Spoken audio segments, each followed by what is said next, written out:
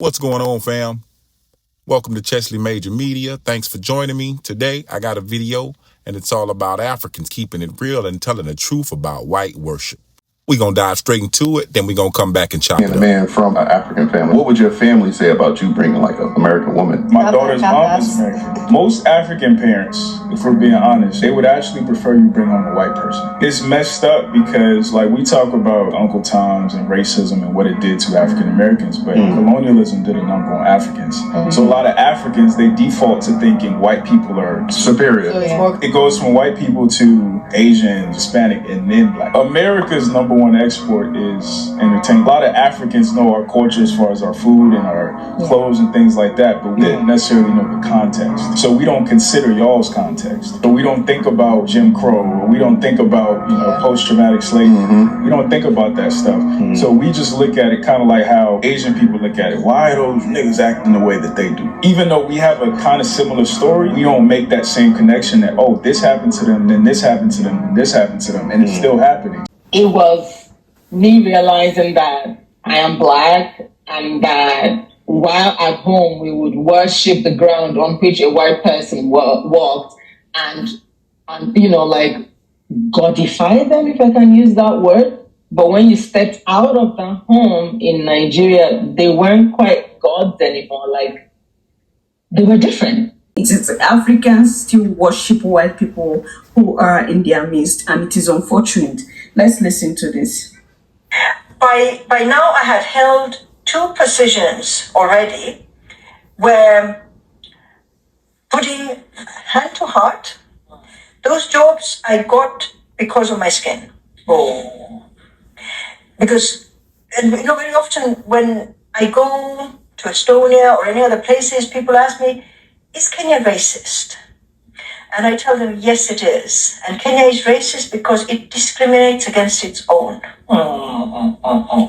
And I am so very aware that I am privileged.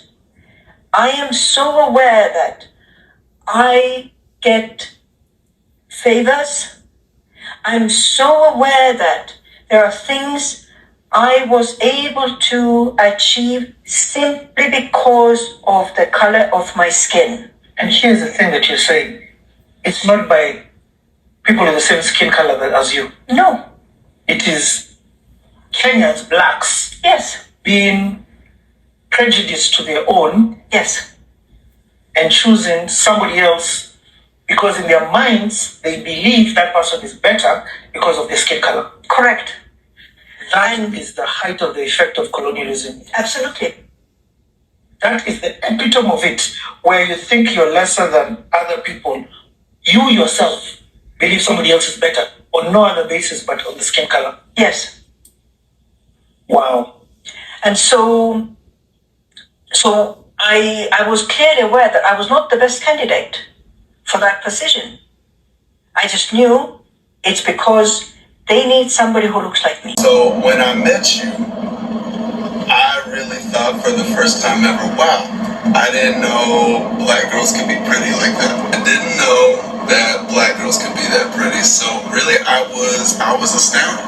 It took me back, and that's sweet. That cotton ball hit her with the "you was pretty for a black girl," and she said she over the cheesing and shucking, and said that's sweet. What? Bro, what are you talking about, man?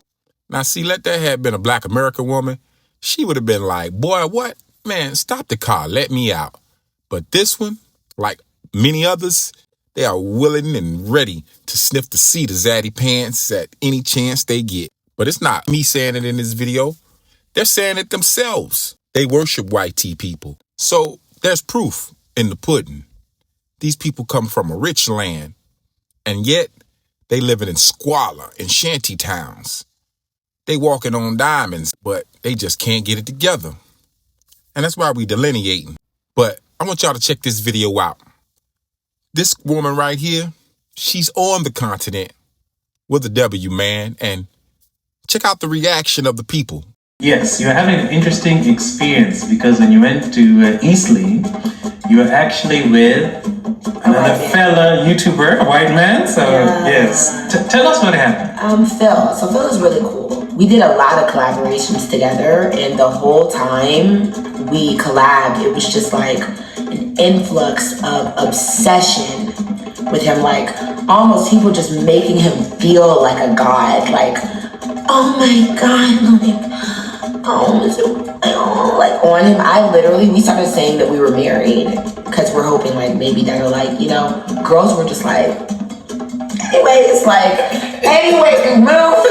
literally, like, seriously, I was like, this is wild. People were like automatically walking up like, can you pay me for my lunch?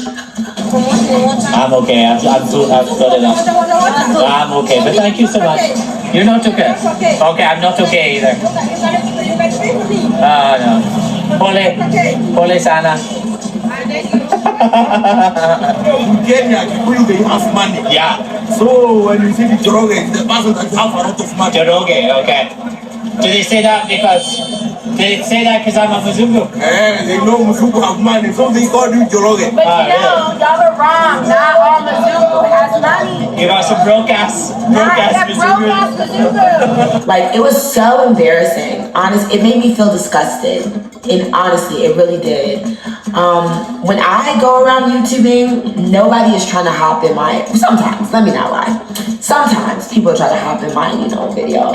For him, it's like everybody just flocking like I don't know, it just was like disgusting to me. It was just like oh my god, some people, the look in their eye looked like their day had been made, like that a white person said hi to them. So for me, I was just like, wow, is that how y'all get treated over here? Now I see why everyone's coming. I'm from Sierra Leone. I came to America as an immigrant, and I need to tell you something most Africans won't admit. We arrive in this country looking down on African Americans.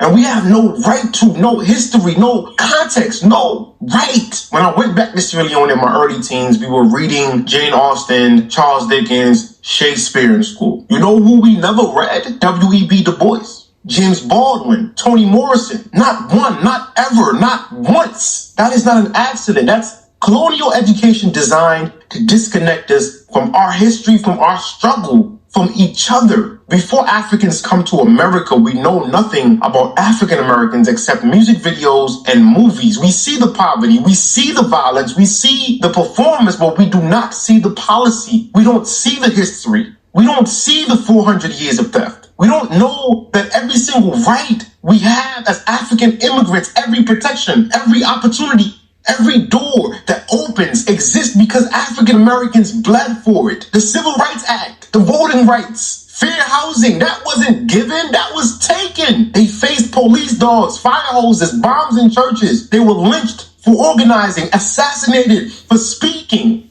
And we benefit from it the second we step off the plane. But we don't learn that. We're never taught that. We arrive ignorant and call it pride. So we come to America carrying white supremacist thought, and we don't even know it. We look at African Americans and think, why can't they just work hard like us? Why are they so angry? Why don't they pull themselves up? We repeat that. We believe it. We become it. We judge without remembering they're descendants of people, of us, who were enslaved for 400 years and denied everything after emancipation. We don't know about redlining. We don't know about sharecropping, convict leasing, the destruction of Black Wall Street. We don't know about COINTELPRO. We don't know the government-orchestrated crack epidemic. We don't know wealth compounds, and African Americans were systematically prevented from building any. We judge them for the effects. We ignore the cause. We repeat the lie. White supremacy is brilliant. It separated us before we ever met. It taught Africans we're better, more dignified, more hardworking, more pure. It taught us to see African Americans as lazy, criminal, inferior. Meanwhile, it taught African Americans that Africans sold them, which is true but incomplete because it erases European demands, European ships, European guns, European economic system that created the trade. The system wins when we're divided, when we say, I'm not like them. We're doing white supremacy's work, people, for free, with pride, with ignorance, wrapped in respectability. African Americans built this country with their hands, with their blood, with their bodies turned into capital. Then they were freed into a system designed to re-enslave them. Then they organized, then they fought, then they died, and then they won the rights the whole world benefits from. The anti-colonial movements in Africa were inspired by the Black Power movement. Martin Luther King, Malcolm X influenced liberation struggles globally. African Americans gave us language, strategy, and vision to fight oppression everywhere. And we repay them with judgment. We repay them with distance. We repay them by repeating white supremacist talking points. We have to address this ignorance. We have to stop it. We have to end it. We're not better. We're not smarter. We're not more deserving. We're just luckier to avoid the specific machinery of American anti-blackness. But make no mistake, to white supremacy, we're all the same. We just some niggas. The moment we stop being useful, we're just another target. And see, this is why delineation is so important. We had to delineate to keep our power sacred. We ain't hating, we awakening. It's not everybody that can come under foundational Black American. Now that brother kept it really, really real, and I appreciate people like him.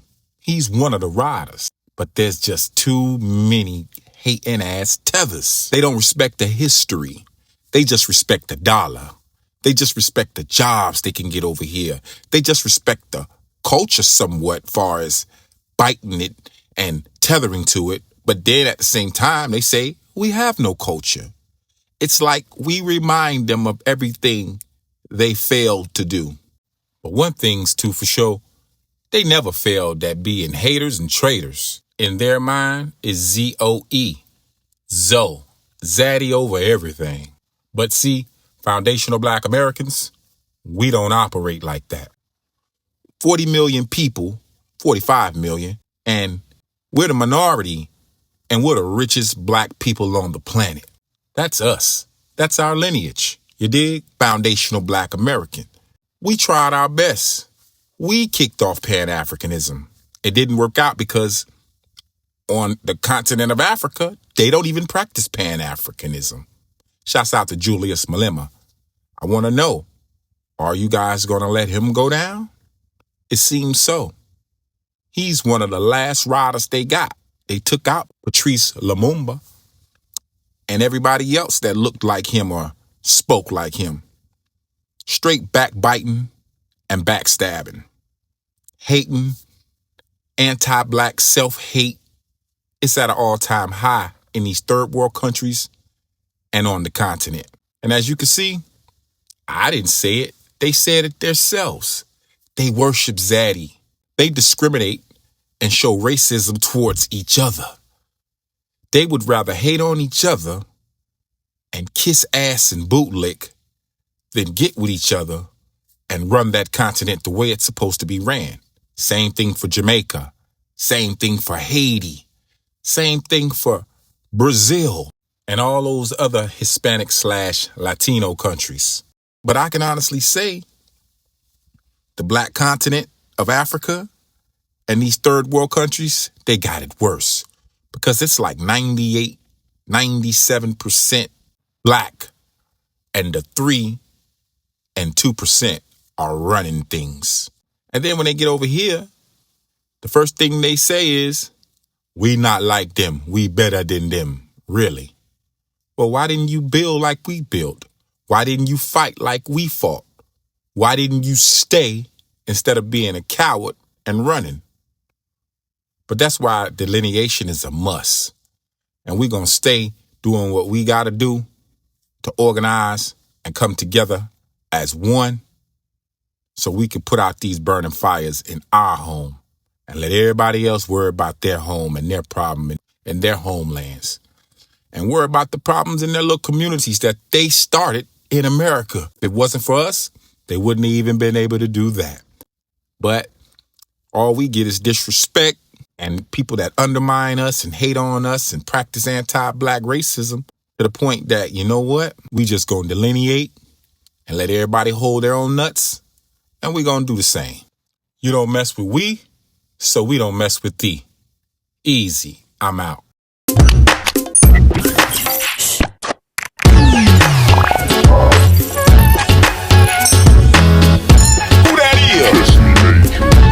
Chesley Major.